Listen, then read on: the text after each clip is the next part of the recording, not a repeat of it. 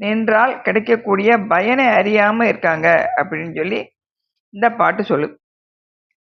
தண்டுடன் ஓடி தலைப்பெய்த யோகிக்கு மண்டலம் மூன்றும் மகிழ்ந்து உடல் ஒத்திடும். கண்டவர் கண்டனர் காணார் வினைப்பயன் பிண்டம் பிரிய பிணகுகின்றாரே.